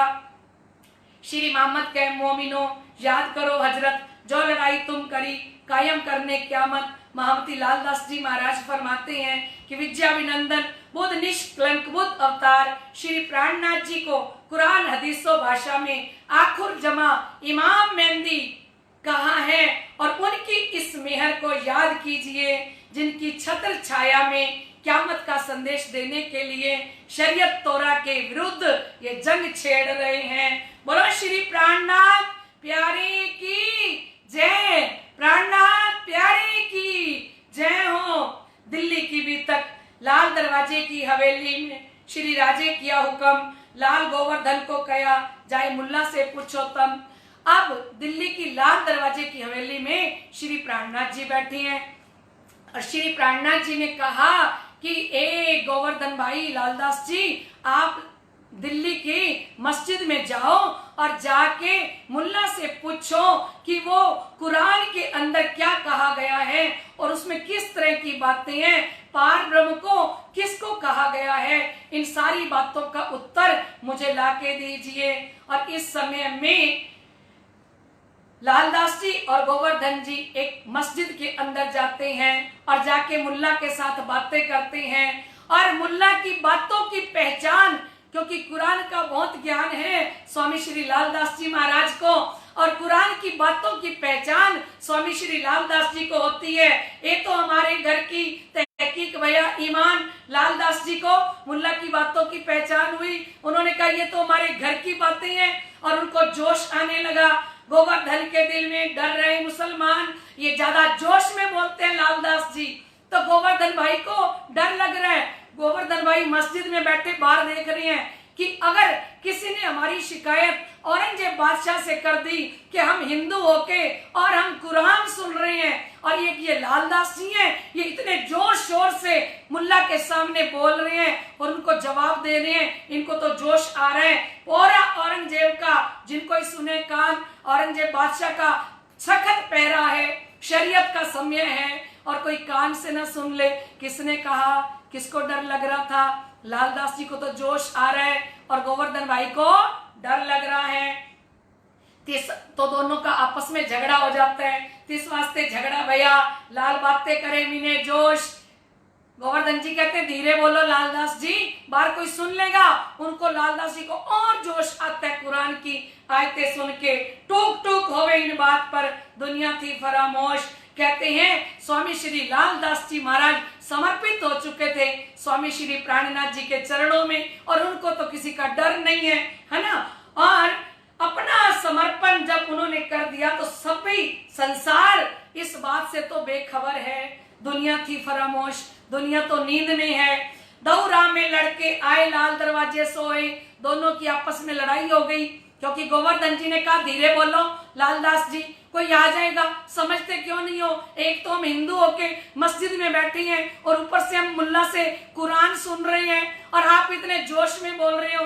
तो रास्ते में भी झगड़ा हो गया। झगड़ा करते वापस आए।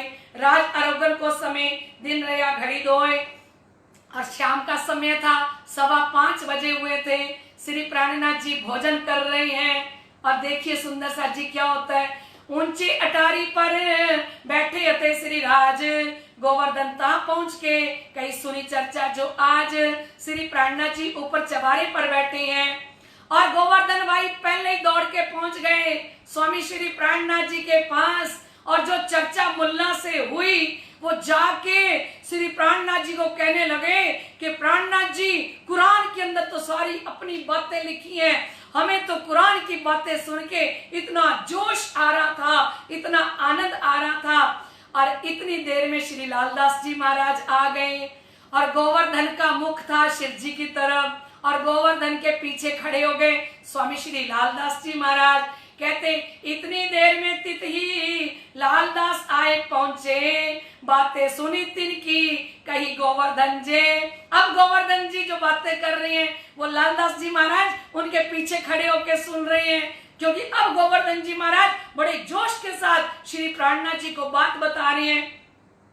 वहां की बातें सुन के कहने लगा, जब ये जो लालदास ने अर्ज करी तब सब। जब गोवर्धन जो बातें वहां लालदास जी कर रहे थे वो बातें सारी सुन के गोवर्धन जी पहले आके श्री प्राणनाथ जी को बताने लगे। तो उस समय लालदास जी महाराज जी अंदर शिव जी के पास आके अर्जी करते हैं। क्या कहते हैं? हमारा इन चटाई पर मन होता है, और ए श्री प्राणनाथ जी, पता नहीं आपकी इस दरी पर, इस चटाई पर ऐसा क्या है, जब हम आपके चरणों में बैठते हैं तो हमारा इश्क ईमान पक्का रहता है।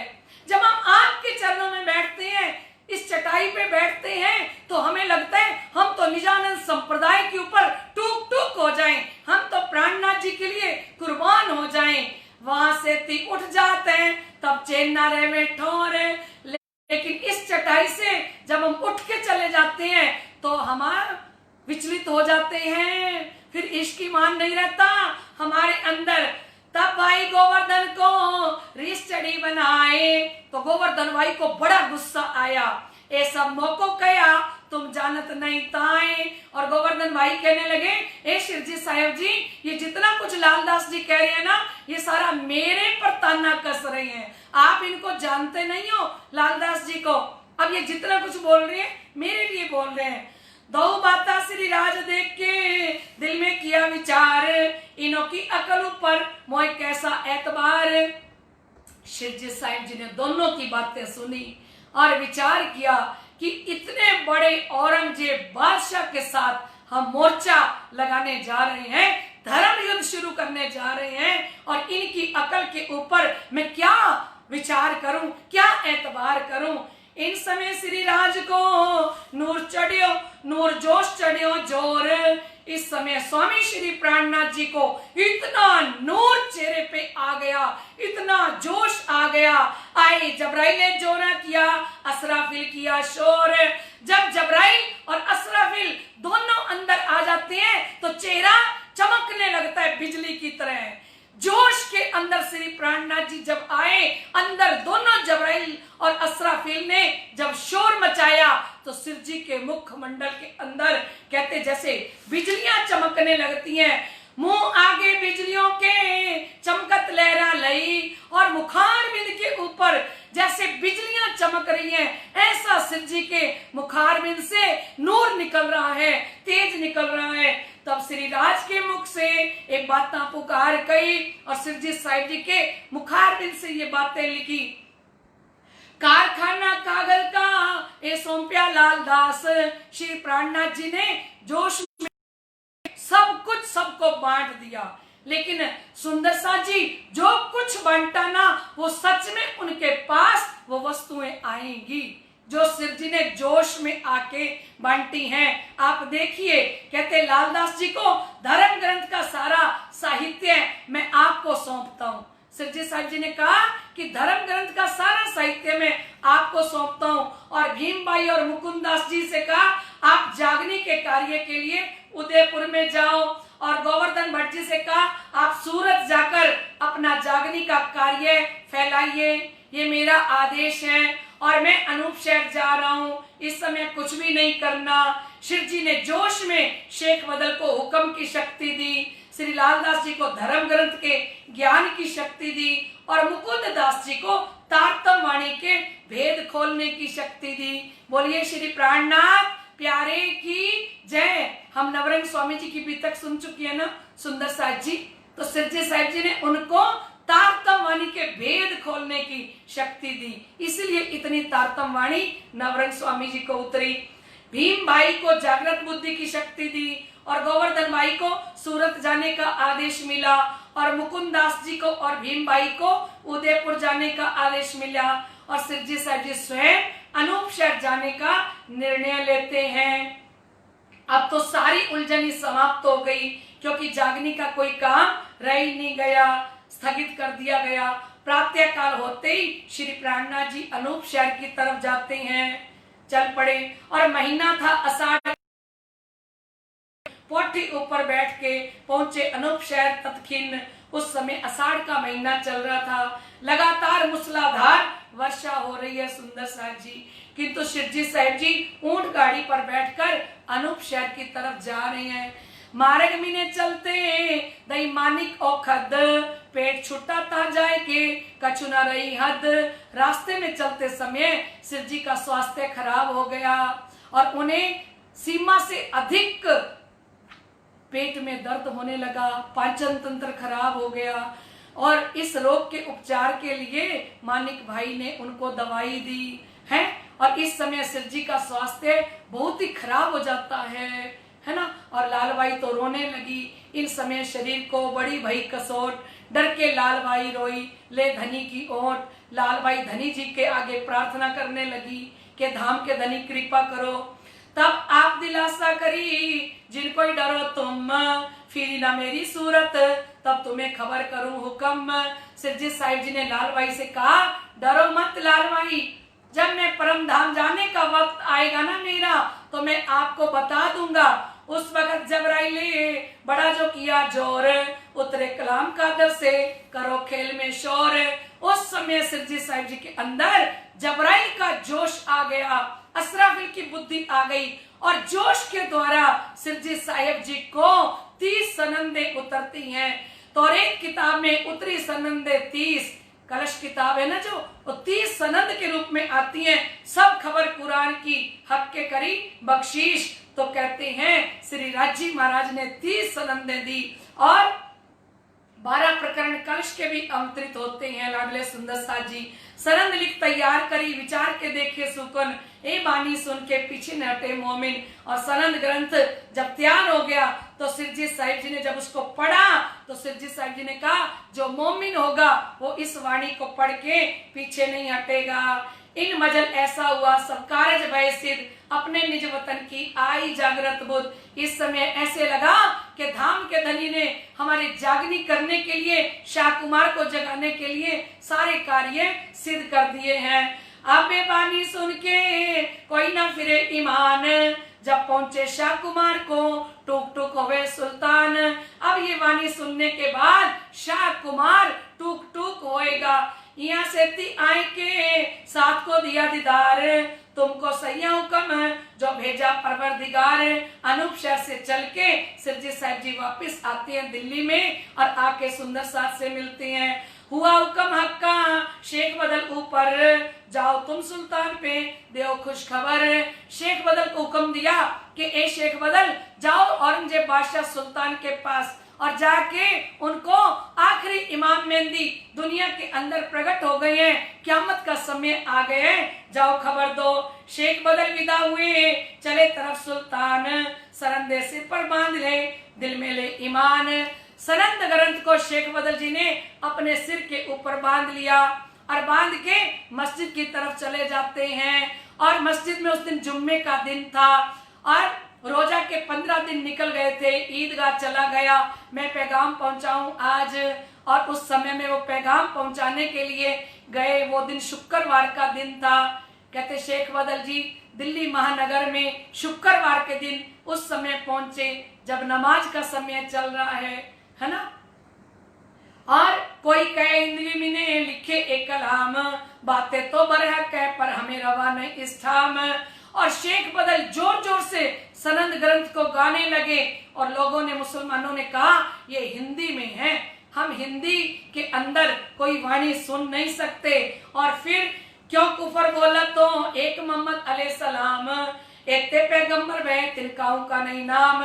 एक जना बोला कि क्यों एक मोहम्मद की लीला गा रहे हो, क्योंकि मोहम्मद साहिब जी की लीला के अंदर कहा गया है कई लाले लाल कहामी हो गए सब जरद और लाल कोई ना हुआ बिना एक मोहम्मद।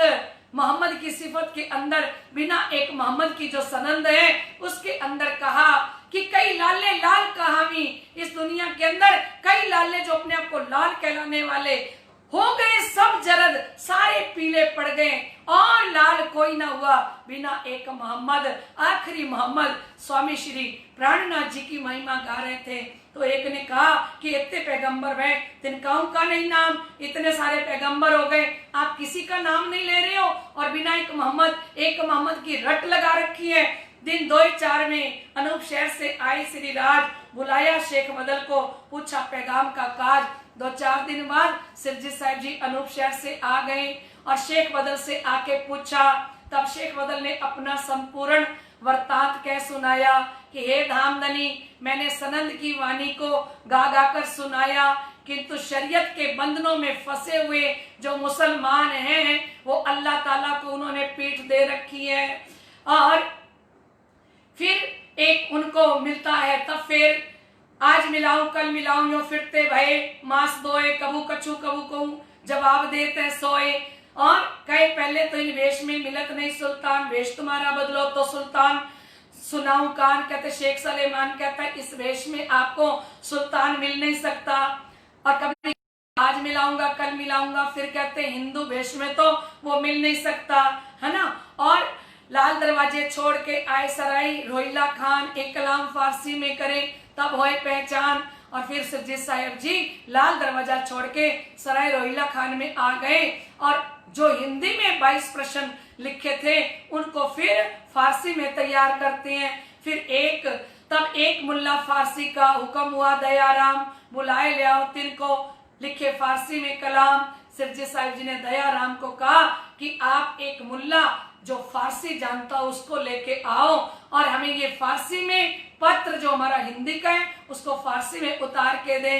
तब लड़के कायम को बुलाया, ले आया दयाराम, और कायम मुल्ला के लड़के को दयाराम जी बुला के लाए। रखा चाकर दे महीने वास्ते लिखने इनकाम, और उसको सैलरी दे के, तनख्वाह दे के, और फारसी हिंदी को फारसी में लिखने के लिए नौकर के रूप में रखा। शेख जी मीर जी का लिखाया इस संवाद, दिन में सारी हकीकत लिखी जो बुनियाद। एक शेख जी और मीर जी का किस्सा लिखाया, और कुरान के अंदर ब्रिज और रास और जागनी का सारा संवाद जो लिखा था वो भी फारसी भाषा में लिख लिया। और तिनकी जिल्दें बांध के रुक्के किए तैयार, ठौर ठौर पहुंचाए जो थे सुल्तान के यार, और वो रुक्के बना लिए, और रुक्के बना के और सभी जो सुल्तान के यार हैं, जितने पदाधिकारी हैं, उन सब को देने के लिए जाते हैं। पुकार करी घर घर सब देखे मुर्दार, राह खुदाई के वास्ते कोई ना खबरदार। घर घर जाके पुकार करते हैं मोमिन, लेकिन सारी नींद में सो रहे हैं। कोई भी इमाम मेहंदी के लिए सावधान नहीं होता, खुदा को मिलने के लिए सावचेत नहीं होता, खुदा की राह पे चलने के लिए सावचेत नहीं होता। उस्ताद सुल्तान का एजो शेख निजाम, कोई दिन इनके यहाँ फिरे ना लायक देखा इस्लाम। शेख निजाम जो औरंगजेब बादशाह का गुरु है, उसके यहाँ भी गए। फिर एक सौदागर सूरत का रहे चांदनी चौक में, तिन पाया दीदार राज का, मिलाप था तिन से। सूरत का एक व्यापारी जो चांदनी चौक में रहा करता था, उससे आकर सिरजी का दर्शन किया। उसने भी सिरजी का दर्शन किया। वह पहले भी धामधनी से मिल चुका था। उसने कहा मेरे पास दज्जाल नामा है, उसे भी लेने के लिए लालदास जी प्रतिदिन एक बार जाया करते हैं। वह कल देने का प्रतिदिन वायदा करता है, किंतु देने के समय तरह तरह की बहानेबाजी बना देता है। फिर कई दिनों के बाद लालदास जी को खाली हाथ ही लौटा देता है। रोज कहता रहा आज देता हूँ, आज देता हूँ, है। फिर लालदास जी ने उससे पूछा कि आपके पास और क्या है? उन्होंने कहा मेरे पास एक तफसीर हुसैनी है। तो उन्होंने कहा उसमें क्या है? बोले तफसीर हुसैनी तो बड़ी महत्वपूर्ण है। तो श्री लालदास जी ने पूछा उसमें क्या बात बताई हुई है? तो उस व्यापारी ने उत्तर दिया कि उसमें कुरान का फारसी भाषा में अर्थ किया हुआ है जो सबसे श्रेष्ठ है। फिर इस बात को श्री लालदास जी ने आकर धामधनी श्री प्राणनाथ जी को बताया। तो शिव जी ने आदेश दिया कि तुम आज ही उसे लेकर आओ।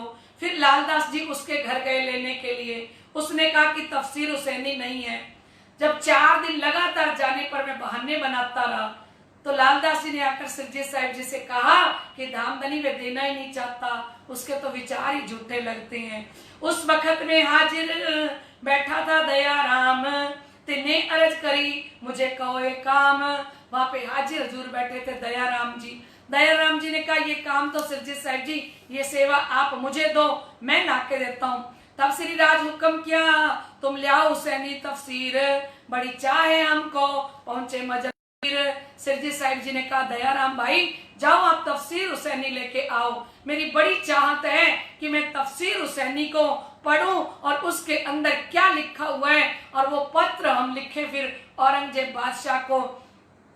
तब हुक्म श्री राज का सिर चढ़ाया दयाराम, अपने असनाओ रहते थे 300 का इस काम। और दयाराम भाई ने सिरजी साहिब जी का हुक्म शिरोधार्य किया और अपने व्यापारियों को लिख के भेजा कि हमारे कोई रिश्तेदार हैं, उन्होंने कुरान मंगवाई है, कुरान की तफसीर हुसैनी मंगवाई है और आप मुझे ला के दे दो। तो उनके जहां दयाराम भाई ने कहा तब उन्होंने कहा मैं करूं तुम्हारा काम। तब सुन हाजिर करी दयाराम। उन्होंने व्यापारियों ने कहा कि हम आपका काम कर हुसैनी लाके दयाराम भाई को दे दी और वो तफसीर हुसैनी 40 रुपए दयाराम भाई जी ने दिए उनको और उन्होंने 2 रुपए वापस कर दिए। 38 रुपए की वो तफसीर हुसैनी आई थी। वहां से लेकर आया पहुंचा पास श्री राज, ले तफसीर आगे धरी ऐसे हुआ काज और तफसीर हुसैनी लाके श्री प्राणनाथ जी के चरणों में रख दी। शिवजी साहिब जी ने कहा हमारा काम हो गया। तफसीर को देख के श्री राज भय खुशहाल, बातें लगे करने आगे गुलाम लाल। तफसीर हुसैनी को देख के सिरजी साहिब जी बड़े ही प्रसन्न हुए और लालदास जी के साथ बातें करते हैं। इन समय कायम के तफसीर आदई आगे देख इनमें मायने हमको सुनाए ए। तफसीर हुसैनी कायम मुल्ला के सामने रखी और श्री प्राणनाथ जी ने जो कायम मुल्ला पैसों का चक्कर रखा है उनसे कहा हमें ये पढ़ के सुनाओ, इसमें फारसी में क्या लिखा है। तो प्रथम इन्ना इंजुलना सूरत इन पढ़ी, जामे तीन तकरार इसारते सारी खुली जो लिखी परवरदिगार। इन्ना इंजुलना सूरत पढ़ी और उसके अंदर ब्रिज रास और जागनी की सारी बातें लिखी। तो सिरजी साहिब जी ने कहा ब्रिज में भी हम आए थे, रास में भी हम आए और तीसरे जागनी ब्रह्मांड में भी हम आए। फिर इन्ना आतेना सूरत पढ़ी मुल्ला ने जब जमुना ताल पाल की हकीकत पाई तब। फिर इन्ना आतेना जब सूरत पढ़ी तो उसके अंदर जमुना जी, हौज कौसर तालाब, ये सारी बातें जब आई। जब चोट लगी श्री राज को आया ऐसा हाल, ना रही उठने की ताकत हुए अति खुशहाल। सिरजी साहिब जी कुरान के अंदर जमुना जी का प्रसंग सुन के, हौज कौसर तालाब को सुन के कि हमारा परम धाम के अंदर दक्षिण दिशा के अंदर किस प्रकार एक हीरे का हौज कौसर तालाब आया है और मैं हौज कौसर तालाब की इंद्रावती मैं मछली हूँ, उसको पढ़ के 3 रोज लग से उठ न सके तब। सुन सुकन तफसीर में कलाम रबानी तब। और कहते तफसीर हुसैनी को सुन के 3 दिन तक सिरजी साहिब जी सेज्जा से नहीं उठते। साथ आगे बैठ के चर्चा करी बनाए, कोई खुशहाली साथ में लई साखे मिलाए। श्री प्राणनाथ जी ने सुंदर साथ के बीच में बैठ के कुरान के सारे रहस्य खोल खोल के इधर कायम मुल्ला आयत पढ़ता है और श्री प्राणनाथ जी उसके सारे गुज रहस्य खोलते जा रहे हैं। एक खुशहाली अपनी पहुंचाई सब साथ, ए तो मोमिनो वासी जाके हक्के पकड़े हाथ। एक खुशहाली अपनी, ये तो खुशी की बात है कि कुरान के अंदर सारी हमारी बातें हैं, तो ये हमें सारे सुंदर साथ को भेजनी चाहिए। ए तो मोमिन वारसी, इस कुरान के वारिस तो ब्रह्म सृष्टि है, जाके हक्के पकड़े हाथ, जिनके हाथ आखिरी इमाम मेहंदी स्वामी श्री प्राणनाथ जी ने, रज्जी महाराज ने पकड़ रखे हैं। सुंदर साथ जी वाणी में आया, फुरकान कुआरी रही एते समय। कुरान अब तक कुआरी रही। कुआरी का मतलब होता है जिसकी सगाई नहीं हुई, शादी नहीं हुई। कुरान ने कहा कि जब मेरे दुल्हा आएंगे तब मैं उनके सामने घूंघट उठाऊंगी। सनंद ग्रंथ के ऊपर लिखा है आसमानी दुल्हन। ये जो सनंद, ये जो कुरान है, ये चौथे आसमान की दुल्हन है। और इस दुल्हन ने कहा जब मेरे इमाम मेहंदी आएंगे, मेरे दूल्हा आएंगे, तो मैं उनके सामने घूंघट उठाऊंगी। मेरा घूंघट किसी के सामने भी नहीं उठेगा। कहने का भावार्थ था कि कितने भी मुल्ला काजी मेरे गुज रहस्यों को खोलने की कोशिश करें, पर किसी से भी नहीं खुलेंगे।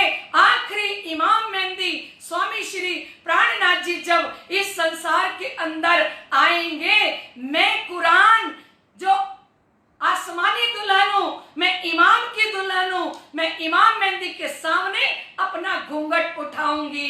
बोलिए श्री प्राणनाथ प्यारे की जय।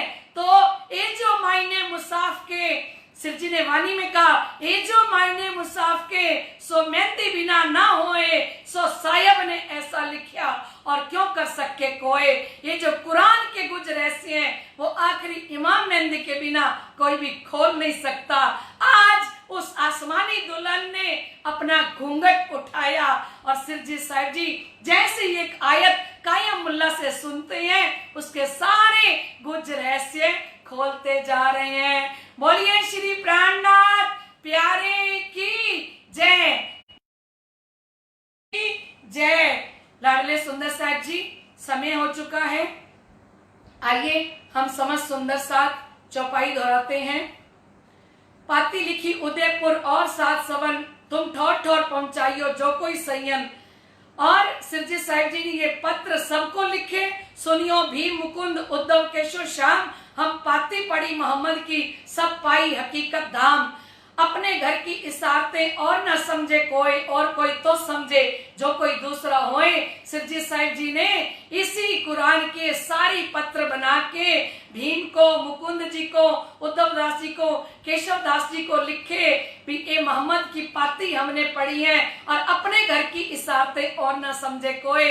हमारे प्रीतम ने इशारों के रूप में बात लिखी है, क्योंकि पति इशारा करे तो पत्नी समझ सकती है और कोई नहीं समझ सकता। और लाडले सुंदर साथ जी इस प्रकार के सारे पत्र लिख के इन बात की पातियां पहुंचाइया सब साथ, खुशहाली तिनको दीजियो जो लड़ दज्जाल सो बात। इस प्रकार के पत्र तैयार करके श्री प्राणनाथ जी ने सबको भेजे कि कुरान के अंदर सारे हमारे परम धाम की बातें लिखी हुई हैं। बोलिए श्री प्राणनाथ प्यारे की जय। कल के रोज हम सुनेंगे कि श्री बिहारी जी, गुरुपुत्र बिहारी जी ने जब देखा कि हरिद्वार के कुंभ के मेले में निष्कलंक बुद्ध अवतार प्राणनाथ जी की उपाधि लेके आए हैं श्री महाराज, तो अब वो प्रेम जी, नाग जी, संग जी को किस प्रकार से भेजते हैं वो सब कल किस्सा सुनेंगे। आइए लाडले सुंदर साथ जी, अभी हम चौपाई दोहराते हैं, समय हो चुका है। लाडले सुंदर साथ जी, कल हम शाम को 4:30 से 5:30 बजे तक 1 घंटा बीतक करेंगे सुंदर साथ जी, क्योंकि चौपाइयां बहुत सारी हैं। आप सुंदर साथ 4 बजे से 5:30 बजे तक 1.5 घंटा की बीतक आप सुंदर साथ आनंद लेना चाहते हो सह विस्तार, क्योंकि आनंद भी आना चाहिए ना सुंदर साथ जी, है ना। भागा दौड़ी करने में तो आनंद नहीं आता। अब हरिद्वार के प्रसंग में हमें कितना आनंद आया और हम इसको छोड़ दें तो फिर हमारी आत्मा को रस कैसे मिलेगा, आनंद कैसे मिलेगा। तो लाडले सुंदर साथ जी, दिल्ली का प्रसंग बहुत ही आनंदकारी प्रसंग है सारा का सारा, कि मोमिन कैसे कुर्बान होते हैं एक शाह कुमार को जगाने के लिए।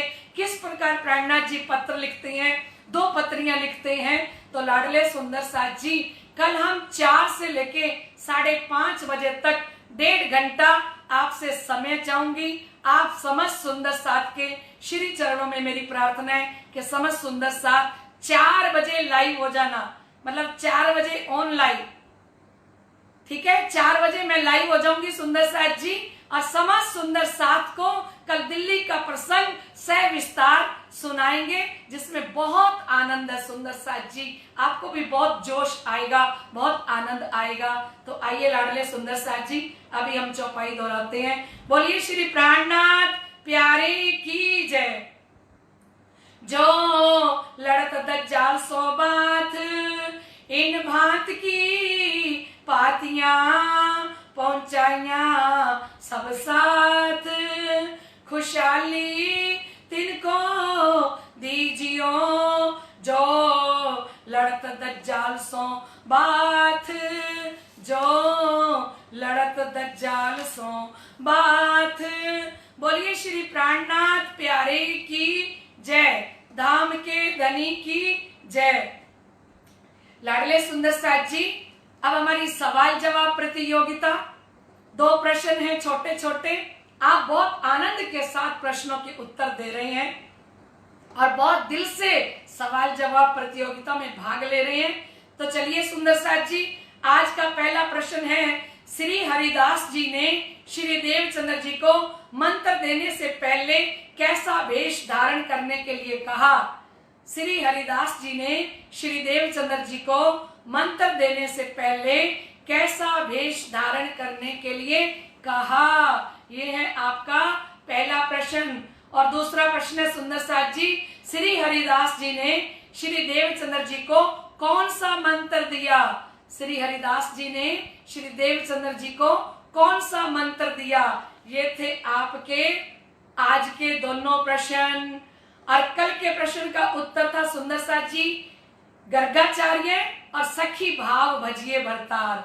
बोलिए श्री प्राणनाथ प्यारे की जय। और लाडले सुंदर साथ जी, कल की विनर हैं मीठी मधुर आवाज में भजन गाने वाली। जब मैं बेबी जी के मंदिर में जयपुर में बीतक चर्चा करने के लिए गई आज से 4 वर्ष पहले सुंदर साथ जी, तो जिस विनर का मैं घोषणा कर रही हूं, रीटा जी खुराना, हमारी रीटा जी खुराना, जिनके ऊपर धामधनी की अपरंपार कृपा बरस रही है, सुंदर साथ जी। रीटा जी खुराना, जयपुर। इतने मस्त भजन, आनंद भरे भजन गाने वाली हमारी रीटा जी खुराना। रीटा जी खुराना के ऊपर धामधनी की अपरंपार कृपा बरसती रहे, सतगुरु जी का अपरंपार प्यार बरसता रहे, और हमारी रीटा जी को धामधनी की तरफ से, सतगुरु महाराज जी की तरफ से, समस्त सुंदर साथ की तरफ से बहुत बहुत बधाई हो। बोलिए श्री प्राणनाथ प्यारे की जय, समस्त सुंदर साथ की जय, आज के आनंद की जय। जयकारा तो लगा दो, प्राणनाथ प्यारे की जय हो। आज तो निजानंद संप्रदाय की जय जयकार हुई है, निजानंद स्वामी की जय हो, श्री कृष्ण प्रणामी धर्म की जय हो, महाराजा छत्र साल की जय हो, श्री बाबा दयाराम साहेब की जय हो, महाराज श्री जवारदास साहेब की जय हो, सर्व सुंदर साथ की जय हो, आज के आनंद की जय हो। और दिन में भी चर्चा होगी 4 से 5:30, और फिर भूल मत जाना रात को भी 9 से हमारा 10:35 का जो टाइम है सुंदर साथ जी, वो भी चलता रहेगा। ठीक है सुंदर साथ जी, अभी तक थोड़ी पीछे है तो थोड़ा अपने 2 टाइम करके और चौपाइयां पूरी कर लेते हैं। ठीक है सुंदर साथ जी, आप मुझे कमेंट करके भी बता देना कि आप सारे रजामंद हो ना, सुनोगे ना सारे सुंदर साथ। समझ सुंदर साथ मुझे बताना कि आप कल शाम को 4 से 5:30 लाइव भी तक सुनोगे ना। राइट, 4 बजे मैं लाइव हो जाऊंगी सुंदर साथ जी आपकी सेवा में। धामधनी अपना हुक्म जोश आनंद के साथ हमें ये भी तक सुना रहे हैं। हम बड़े सौभाग्यशाली सुंदर साथ हैं जिन्हें स्वयं धाम के धनी ये जाम पिला रहे हैं। तो लाडले सुंदर साथ जी आप पीते रहें, आनंद लेते रहें। इन्हीं शब्दों के साथ यहीं पे विराम देती हूँ। बोलिए श्री प्राणनाथ प्यारे की जय, सतगुरु महाराज की जय, आज के आनंद की जय, श्री विद्याविनंदन निष्कलंक बुद्ध अवतार की जय। और सभी बधाई देना, विजयी होके आए हैं स्वामी श्री प्राणनाथ जी। बोलिए श्री प्राणनाथ प्यारे की जय।